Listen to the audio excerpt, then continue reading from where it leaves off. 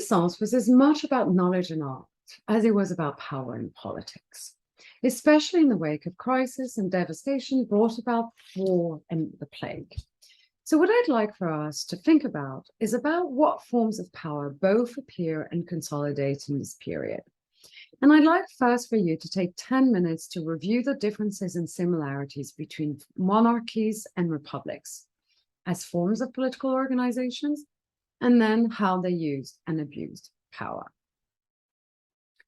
Once you've done that, after you've paused the video, let's think about these two and what they have as differences and similarities.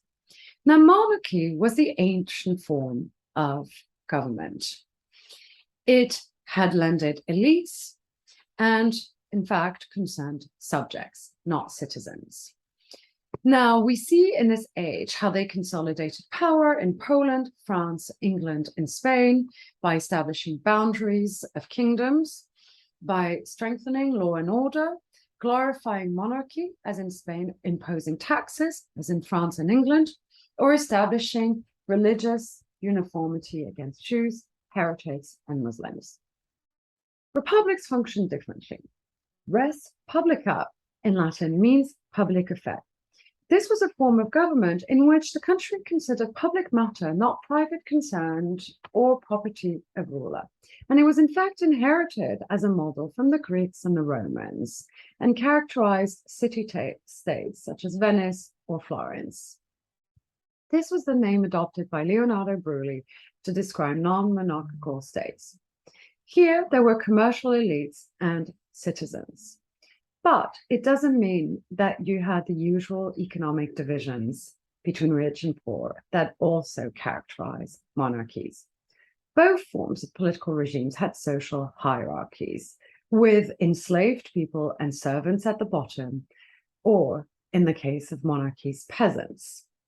Now, I would like to turn to this particular fact, which is the conclusion of your textbook, which says, and I quote, "The consolidated modern states of the 15th century would soon look to the Atlantic Ocean and beyond for new lands to explore and conquer," end quote.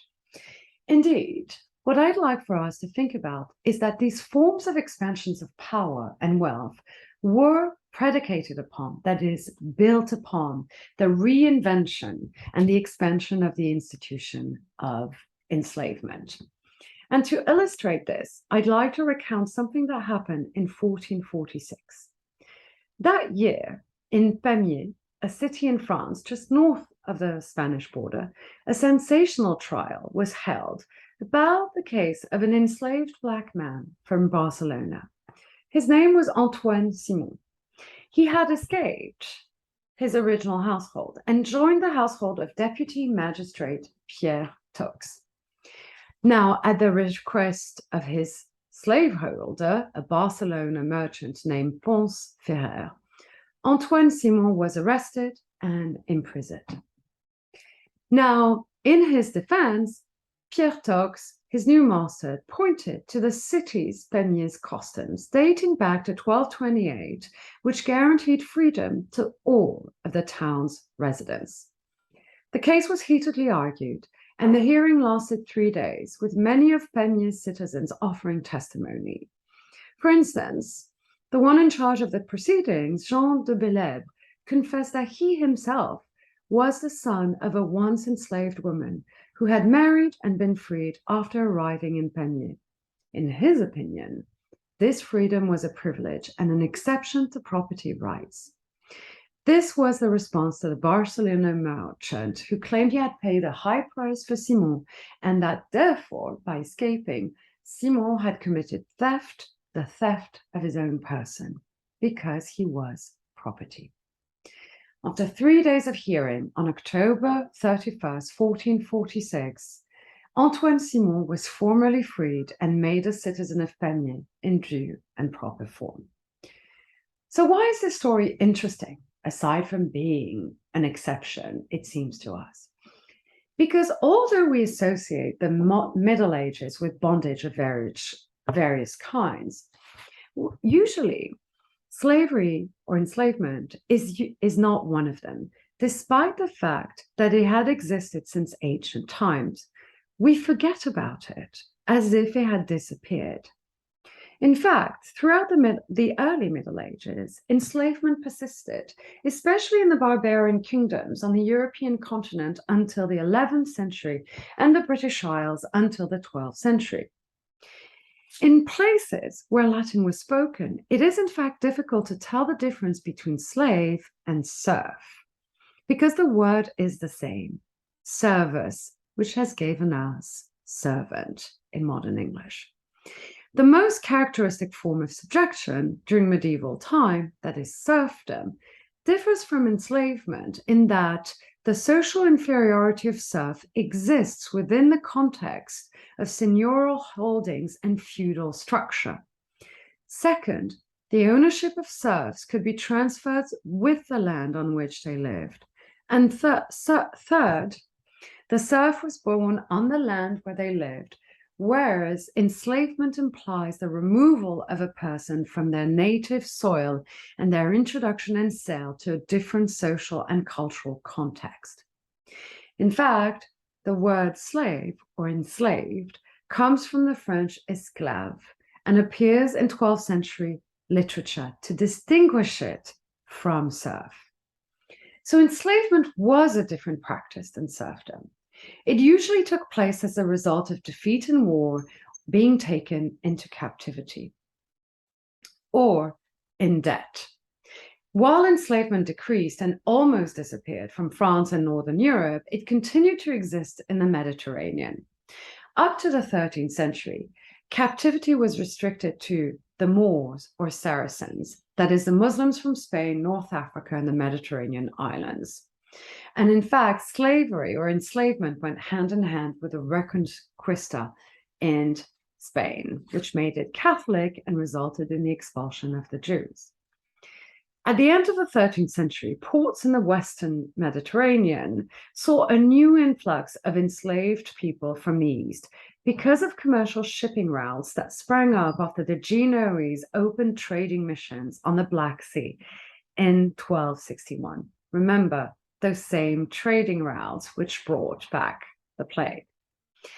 Now, the slave markets trafficked in Russians, Tatars, Bulgarians, Greeks, Albanians. But enslavement changed shape in the 15th century when there was a massive shift towards enslaving Africans as a result of Portuguese expeditions down the Atlantic coast of Africa. And enslavement took on a new character. It exclusively fell on Africa and Africans, leading to what we know in the US context as chattel slavery.